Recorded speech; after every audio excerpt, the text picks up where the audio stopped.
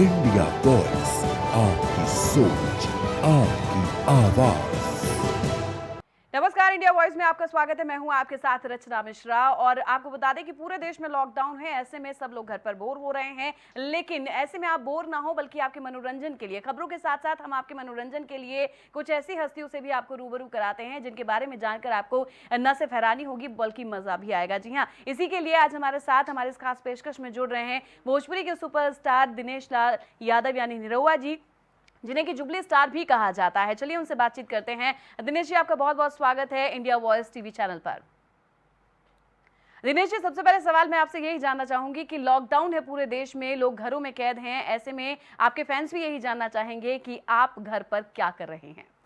हम लोग भी घर पे बर्तन धो रहे हैं, कपड़ा धो रहे हैं, झाड़ू लगा रहे हैं और खाना बनाने में मदद कर रहे हैं। कोई ऐसा घर का काम नहीं है जो हम नहीं कर रहे हैं। तो मुझे लगता है कि आप लोगों को ये सोचने की जरूरत नहीं है कि ये लोग हीरो हैं तो ये लोग काम नहीं करते हैं। हम लोग अगर काम नहीं करेंगे तो रह ही नहीं पाएंगे जी। हम शूटिंग पे होते हैं तो सुबह 7 बजे से लेकर रात के 11 बजे तक हम काम करते हैं और घर पे अब जब बैठना पड़ा है तो हमारे लिए सबसे मुश्किल समय है, क्योंकि हम खाली बैठ ही नहीं सकते, हमको कुछ ना कुछ करने के लिए चाहिए। तो ऐसे समय में हम लोग घर में हर काम धाम में अपना हाथ बटा रहे हैं और कोशिश कर रहे हैं कि जितना खा रहे हैं उतना काम भी करें। बहुत जरूरी है।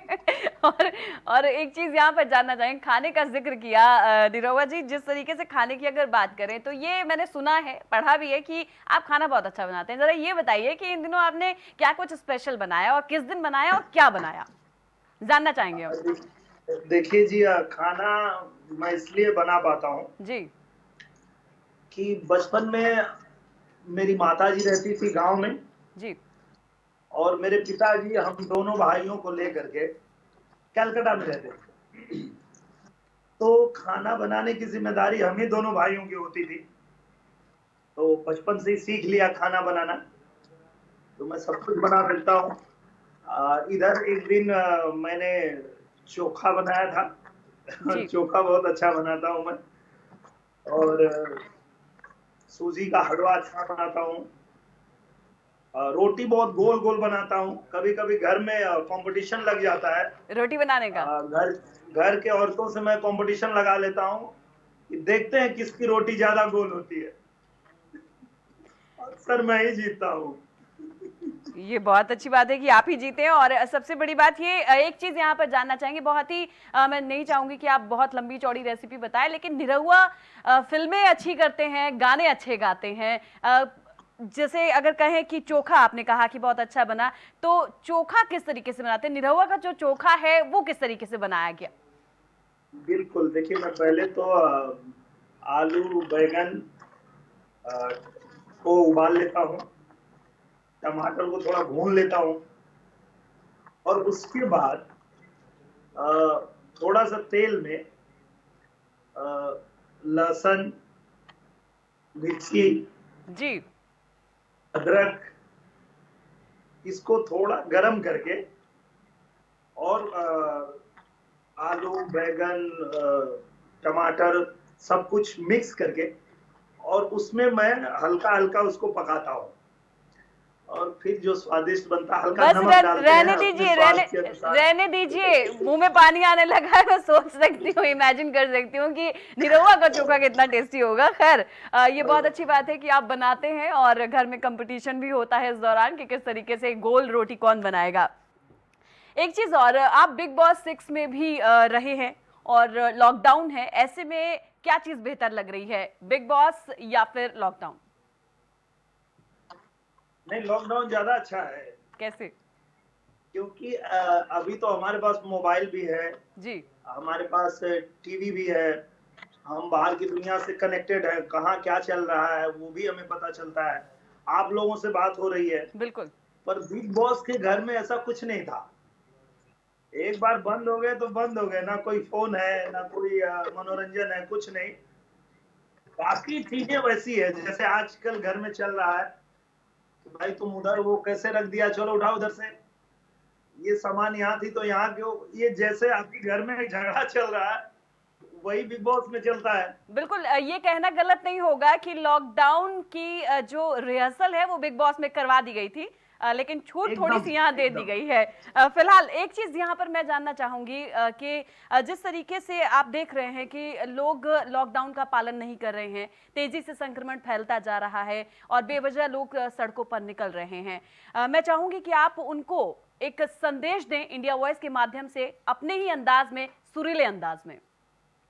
बिल्कुल, इंडिया वॉइस देखने वाले मेरे सभी दर्शकों को मैं कहना चाहूंगा कि ये जो लड़ाई है वो हमें मिलके लड़नी है, पूरे देश को मिलके लड़नी है, तो ही हम जीत पाएंगे। और जो लोग भी लॉकडाउन का पालन नहीं कर रहे हैं किसी भी वजह से, चाहे वो धार्मिक वजह से या किसी पार्टी की वजह से या किसी जाति की वजह से, वो ठीक नहीं है। और इसके लिए आप चाहते हैं कि सुरीले अंदाज में, तो मैं 2 लाइन कहना चाहूंगा। ना मंदिर में ना मस्जिद में ना काबा कैलाश में, ना मंदिर में ना मस्जिद में ना काबा कैलाश में, ईश्वर अल्लाह गॉड जीसस सब है आस पास में, डॉक्टर फरिश्ते हैं क्यों थूक रहे हो, जन्नत की चाहत में क्यों चूक रहे हो, वो है तुम्हारी रक्षा में तुम लगे हो सत्यानाश में, ईश्वर अल्लाह गॉड जीसस सब है आस पास में। जो ये डॉक्टर हैं, जो ये पुलिस कर्मी हैं, जो सफाई कर्मी हैं, जो मीडिया कर्मी हैं, यही भगवान के भेजे हुए फरिश्ते हैं, यही हमारे लिए आज भगवान समान है। आप उनका सम्मान करिए, अपने जान की बाजी लगा के वो आपकी रक्षा कर रहे हैं और आप उन पे कहीं हमला कर रहे हैं, कहीं उन पे पत्थर फेंक रहे हैं और लॉकडाउन तोड़ने की कोशिश कर रहे हैं, तो मुझे लगता है ये ठीक नहीं है। ये लड़ाई हम सबको मिलकर लड़नी है और अच्छी बात यह है कि भारत का हर नागरिक ये लड़ाई लड़ने को तैयार है और हम जीत के करीब है, बहुत जल्दी हम जीत जाएंगे। कुछ लोग जो नादानी कर रहे हैं उनसे निवेदन है कि ऐसा ना करें, सहयोग करें, एक बार कोरोना से लड़ लीजिए, बाद में फिर आपस में लड़ लीजिएगा। बिल्कुल बिल्कुल, जाहिर सी बात है कि पहले हमें कोरोना से लड़ना है और उसके बाद जो है हम आपस में लड़ लेंगे। ये बहुत ही खूबसूरत आपने ये संदेश दिया है। एक चीज़ मैं यहाँ पर जानना चाहूँगी, निरहुआ जी, आप जानते हैं अच्छी तरीके से कि आपने पिछले दिनों तस्वीर भी देखी होगी, एक लोग जो है अपने घर से बाहर निकल पड़े लॉकडाउन में क्योंकि आवागमन को कोई साधन नहीं था और इस तरह से निकले कि भीड़ की भीड़ जुटती नजर आई। ऐसे में क्या कहेंगे उन लोगों के लिए आप अपने अंदाज में कि जो जहां पर हैं वो वहीं पर रहें और ऐसे समय में बाहर निकलना अपने आप परेशानी बोल लेना है, साथ साथ दूसरे की जिंदगी भी खतरे में डालना है। हाँ, क्योंकि हम सब के दिल में ये इच्छा है कि हम अपने लोगों में चले जाएं, अपने घर चले जाएं, अपनी माँ से मिलने, अपने बच्चों से मिलने जी, पर ये वो समय नहीं है। क्योंकि अगर लॉकडाउन किया गया है तो इसलिए किया गया है कि ये फैले ना जी। आप जहां हैं अगर वहीं नहीं रुकेंगे और आप अपने चाहने वालों के पास जाएंगे, रास्ते में कहीं आपको वायरस लग गया और आपके थ्रू आपके बच्चे तक, आपके परिवार तक पहुंचेगा, तो फिर आपको बहुत ग्लानि होगी कि मैं जहां था वहीं रुक गया होता तो अच्छा होता। तो ये समय यही है कि आप जहां हैं वहीं रुक जाइए और जहां तक उनको गाके बताने की बात है तो मैं उनको यही कहता हूं,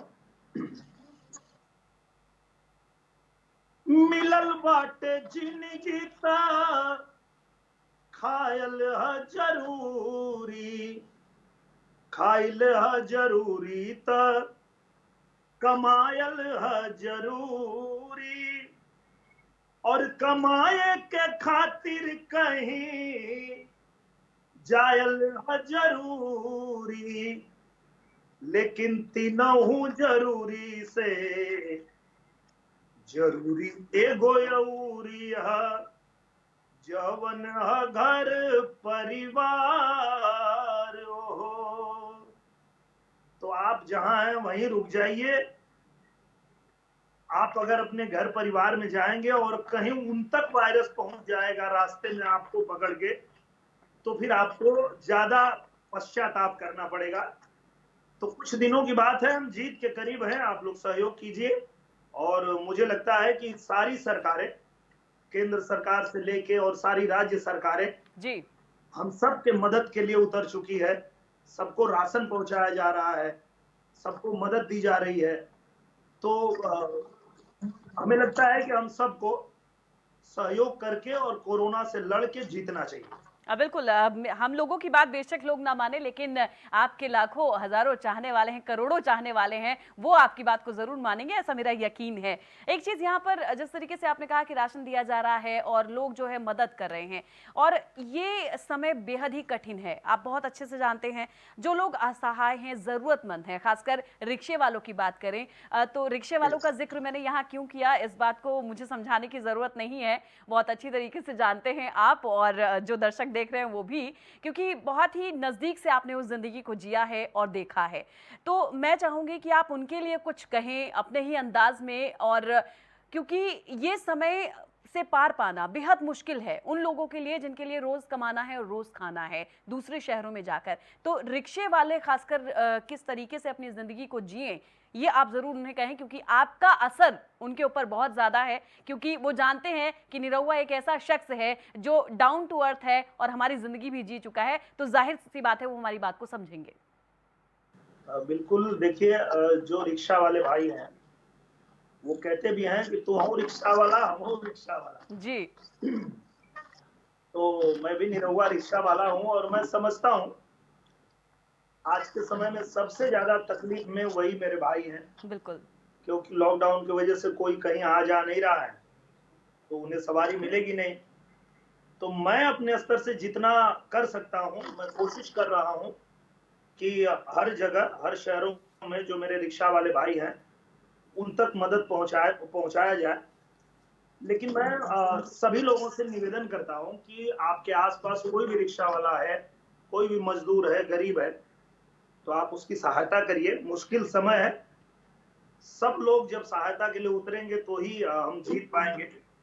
और बाकी जो मेरे रिक्शा वाले भाई हैं उन लोगों को तो मैं यही कहना चाहूंगा, कठिन समय है, किसी तरह इसको काट लेते हैं, फिर तो हम मेहनत करने वाले लोग हैं, हमें कौन रोक पाएगा। ओ भोजपुरिया जवान नहीं सहेला गुमान, भोजपुरिया जवान नहीं सहेला गुमान, बाई बतिया के गावे गावे हाला, निरहुआ रिक्शा वाला, निरहुआ रिक्शा वाला। बहुत ही खूबसूरत अपील है ये कहने की, और मुझे लगता है कि वो मानेंगे इस बात को। और जो जिस तरीके से आपने कहा कि अपने आसपास के जो रिक्शे वाले हैं उन पर भी लोग ध्यान दें, जो सामर्थ्यवान हैं, जो कर सकते हैं वो ज़रूर करें। एक चीज़ यहाँ पर मैं फिर से जानना चाहूँगी, संकट की घड़ी है देश में, और इस संकट की घड़ी से पार पाने के लिए कोई पूजा कर रहा है, कोई हवन कर रहा है, और ये कहा जा रहा है कि बस कोरोना चला जाए, किसी तरीके से लॉकडाउन खुल जाए और जिंदगी फिर से पटरी पर लौट आए। इस संकट की घड़ी में संकट मोचन को याद किया जाता है, और संकट मोचन पर आप गाना भी बहुत अच्छा मैंने सुना है आपका, उसका जिक्र मैंने किसी से सुना था। तो मैं चाहूंगी कि वो उस गाने का जिक्र जरूर आप यहाँ पर करें और 4 लाइनें उसकी जरूर सुनाएं। बिल्कुल, मैं संकट मोचन से यही प्रार्थना करता हूँ जी, जो मेरी फिल्म में गाना था और बहुत लोग लाइक किए थे।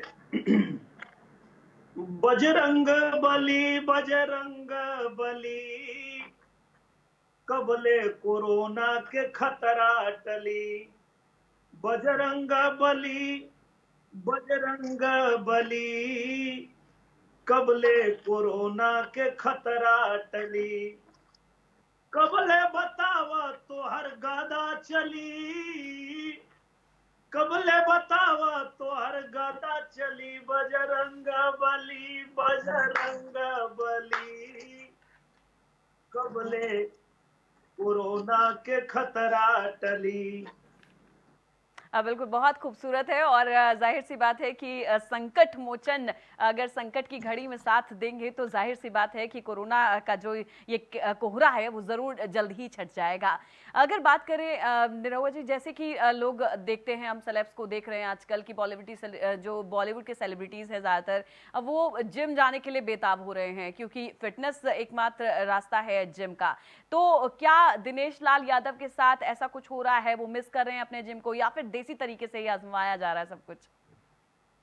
मैं जिम मिस इसलिए नहीं करता हूँ जी कि पहले भी मैं गांव में ऐसे घर पे ही कसरत करता था और अभी भी कसरत करने के लिए मेरे पास एक गमछा है और यही काफी है। मैं इसी से सब एक्सरसाइज कर लेता हूँ। अपना गमछा पकड़ता हूँ लेट के, उसको पकड़ के, और जितना मेरे को एब्स मारना है एब्स भी मार लेता हूँ और गमछा बिछा के उसके बाद जितना पुशअप मारना है वो पुशअप मार लेता हूँ।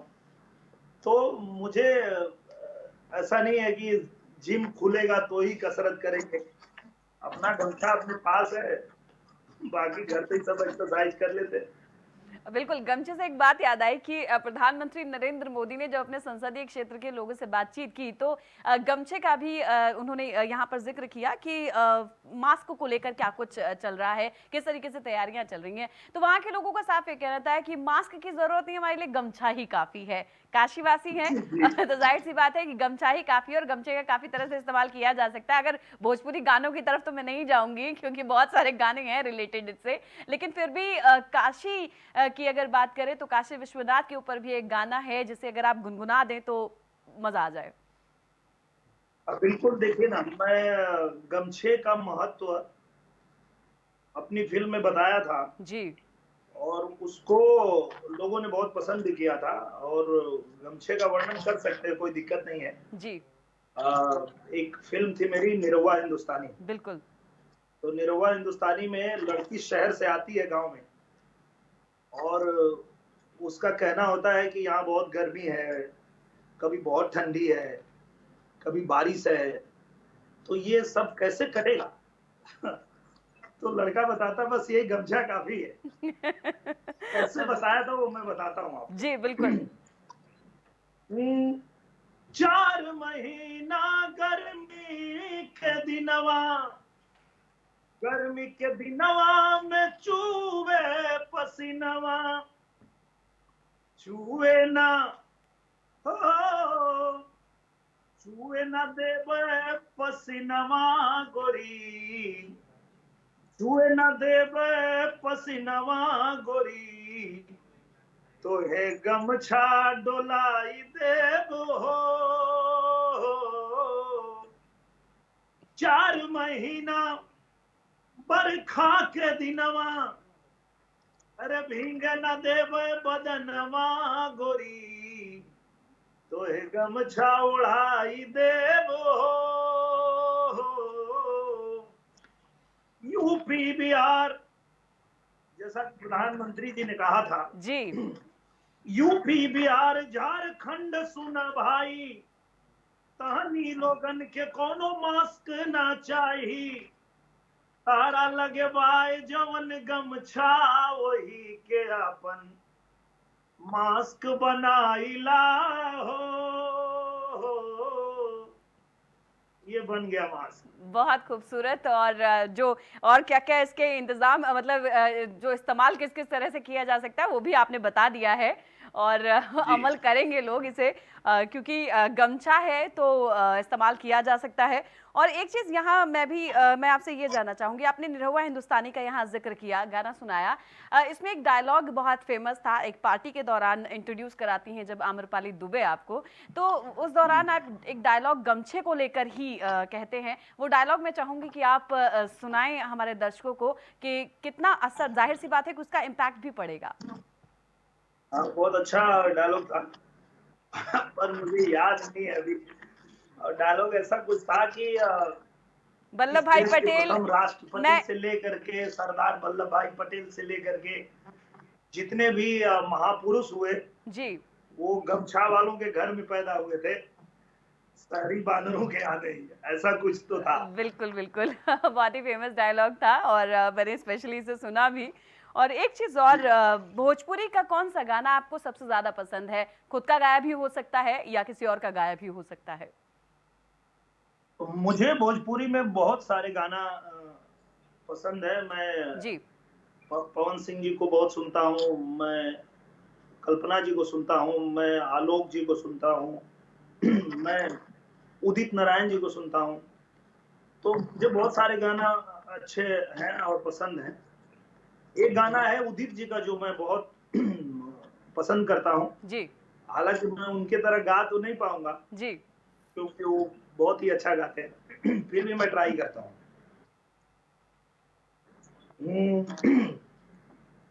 मन के संवरिया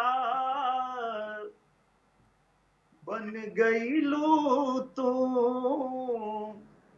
चुपके से का गईलू तू, नस नस में तू गईलू समाए, डाल दे हलू परेशानी में, गजब के रोग धरा दे हलू ए रानी हमके जवानी में, गजब के रोग धरा दे हलू ए रानी हमके जवानी में। ये इको कर रहा है तो गाने में बहुत तकलीफ हो रही है, लेकिन बहुत खूबसूरत गाना। अब तो फिल्मों में सुनते हैं वो एक अलग बात है, लेकिन जब खुद अपने मुंह से निरहुआ सुना रहे हो तो वो एक अलग अंदाज में होता है। एक मैंने आजकल ये भी देखा है कि rap song, Bhojpuri rap song भी आपकी तरफ से किया गया है, और जाहिर सी बात है कि रैप सॉन्ग दूसरे भी बहुत आते हैं, चाहे वो पंजाबी में हो, हिंदी में हो, लेकिन भोजपुरी वर्जन इजाद किया गया, तो मैं चाहूंगी कि उसकी भी 2 लाइनें आप जरूर यहाँ पर गाएं। हाँ, मैंने अभी एक सोनी के लिए गाया था जी। ये मैं उतार देता हूँ, बहुत इको हो रहा है तो मैं गा नहीं पा रहा हूँ। जी, कोई बात नहीं। तो सोनी के लिए मैंने एक गाना गाया था, लव दहेज। जी।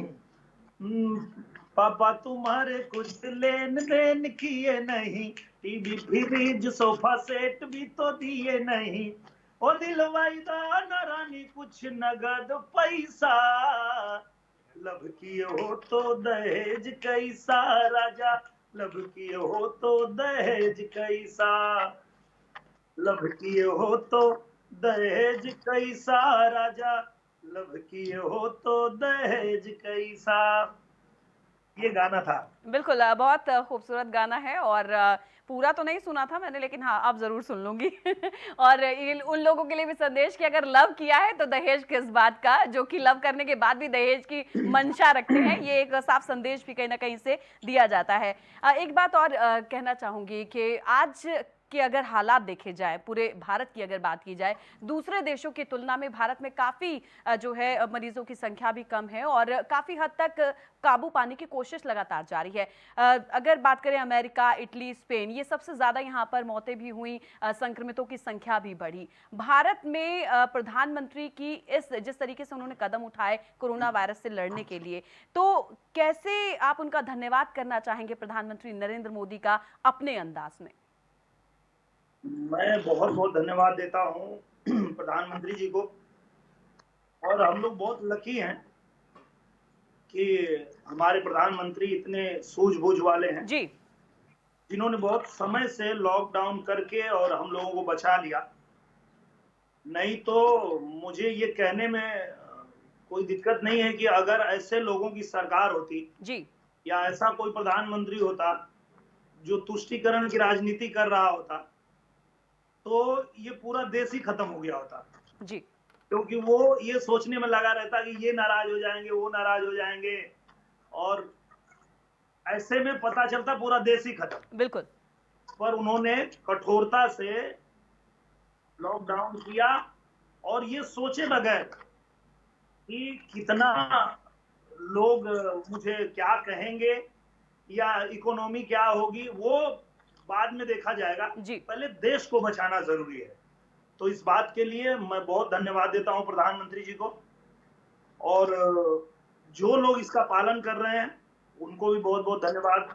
बिल्कुल। और जो नहीं पालन कर रहे हैं उनसे निवेदन है कि वो लोग भी पालन करें। ये आप सबके लिए है, किसी एक धर्म जाति किसी एक पार्टी के लिए नहीं है, सबके लिए है। बिल्कुल दिनेश लाल जी, हमारे पास समय की कमी है और अब विदा लेने का वक्त हो रहा है, लेकिन मेरे को भोजपुरी नहीं आती, लेकिन फिर भी मैं कहूंगी रहुआ से कि एक संदेश देवे की कोशिश करी हमारे चैनल के माध्यम से लोगों को, ताकि लोग आपकी बात माने और कोरोना वायरस से दूर रहें।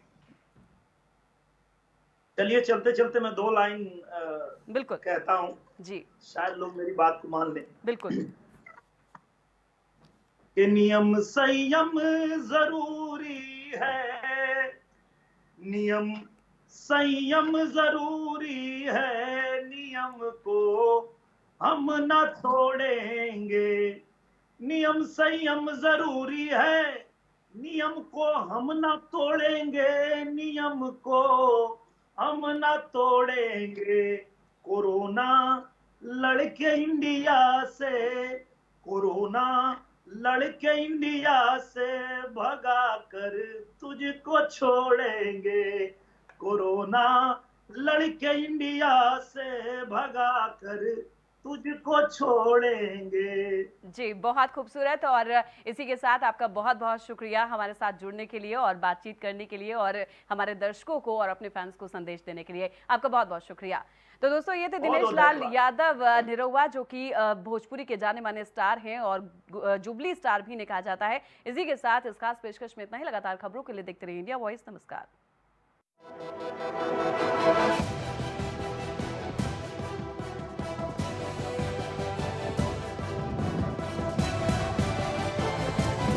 इंडिया वॉइस, आपकी सोच, आपकी आवाज।